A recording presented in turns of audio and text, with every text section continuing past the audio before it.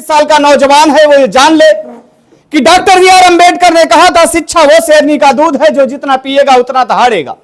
आपके इसी कार्यक्रम में एक ऐसे महान भभूत की फोटो लगी है, एक ऐसे जननायक की फोटो लगी है जिससे पूरा समाजवाद गवर्न होता है, जिसे कहा जाता है बड़े प्रेम और श्रद्धा से डॉक्टर राम मनोहर लोहिया। और जनपद अंबेडकर नगर के ही जन्मे थे वो, और उन्होंने यही शहजादपुर में उन्होंने पूरे भारत में संदेश दिया समाज को कि समाज की जो निरीह कमजोर जातियां हैं, जब समाज में ऊंच नीच की भेदभाव की बात हो रही थी, समाज में जब समानता की बात नहीं हो रही थी, तो ऐसे बीच में हमारे बीच से डॉक्टर राम मनोहर लोहिया निकले और उन्होंने कहा जिंदा कौमें 5 साल किसी का इंतजार नहीं करती। उन्हीं को आदर्श मान करके श्रद्धेय नेता माननीय मुलायम सिंह यादव जी ने बिगुल फूंकने का काम किया, जो आज हम जैसे नौजवान आज आपके बीच में संवाद कर रहे हैं समाजवाद को लेकर के। यही डॉक्टर राम मनोहर लोहिया कहते थे, सत्ता में जब सत्ताधारी नेता मगरूर हो जाए, जब सत्ता में सत्ताधारी नेता लोकतांत्रिक हत्या करने लगे, जब सत्ता में सत्ताधारी नेता लोगों को कीड़ा मोड़ा मकरने समझने लगे, तो तावे की रोटी की तरफ पलट देना।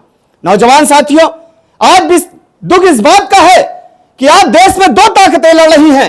एक ताकत का नाम है समाजवाद और दूसरी ताकत का नाम है मनुवाद। मनुवाद हमको सिखाता है रूढ़वादिता, मनुवाद हमको सिखाता है आपस में छोटे बड़े का अंतर, लेकिन समाजवाद जो हमको सिखाता है वो समाज में समता समानता की बात सिखाता है। आज हमारा संविधान खतरे में है, आज हमारे यूनिवर्सिटियों में, आज हमारे अस्पतालों में, आज हमारे विश्वविद्यालयों में शिक्षा महंगी हो चुकी है। आप कल्पना नहीं कर सकते, आप देख सकते हैं। बात जब आती है विकास की, मैं जनपद अंबेडकर नगर का ही उदाहरण दूंगा, क्योंकि मैं कौशाम्बी और बदायूं का उदाहरण देकर के आपके बीच में अपने नेता श्री अखिलेश यादव जी की विचारधारा को लेकर के नहीं आया हूं। मैं आपको ये बताना चाहता हूं, श्रद्धेय नेताजी के सुपुत्र जो उत्तर प्रदेश के मुख्यमंत्री हुए, तो उन्होंने जनपद अंबेडकर नगर को 3 पुल देने का काम किया। सबसे पहले उन्होंने टांडा का पुल दिया, जिसे कलवारी के नाम से जाना जाता है। इसके बाद जनता की बेहतरीन मांग के बाद, जनता के विश्वास के बाद उन्होंने आपको दरिया ही बिड़हर में दिया। क्या बिड़हर के पुलों पर, बिड़हर के खंभों पर माननीय अखिलेश यादव जी का चेहरा आपको नहीं दिखाई देता आते जाते?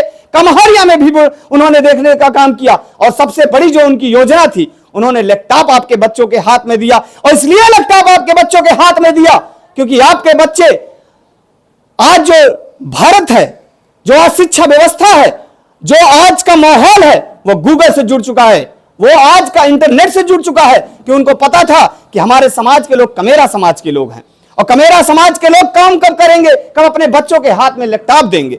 दुख इस बात का है कि आप हमारे नेता की योजनाओं को भूल गए, बेरोजगारी भत्ता भूल गए, कन्या विद्याधन भूल गए।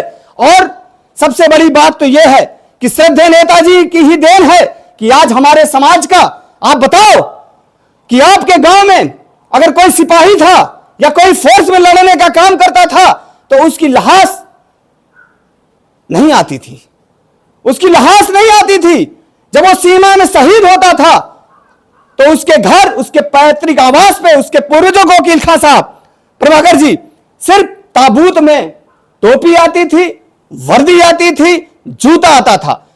भारत सरकार के रक्षा मंत्री होते हुए श्रद्धेय मुलायम सिंह यादव जी ने जब जाकर के देखा कि शहीद के घर, एक उनके क्षेत्र में इटावा में एक शहीद हुआ सैनिक, उसके घर जब पहुंचे और भारत सरकार का रक्षा मंत्री जब उनके साथ था, तो उन्होंने कहा कि ताबूत खोलाओ, मैं अपने इस किसान के बेटे का अंतिम दर्शन कर लूं जो सीमा में शहीद हो गया।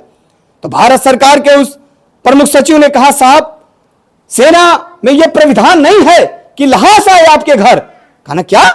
कहना सेना में यह प्राविधान नहीं है कि लाश आपके घर आए, सिर्फ जूता आता है, टोपी आती है, वर्दी आती है उसकी।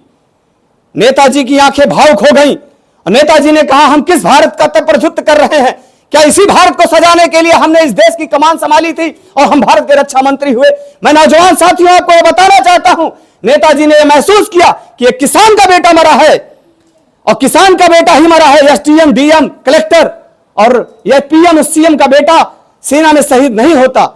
रक्षा मंत्रालय की सीढ़ियां चढ़ते हुए नेताजी ने यह आदेश किया कि अगर अब कोई भी किसान का बेटा शहीद होगा, कोई भी सिपाही अगर शहीद होगा, तो उसकी पैतृक धरती पर उसका 100 आएगा और हल्के का एसडीएम उसको सलूट मारने का काम करेगा। यह मेरे नेता की सोच थी।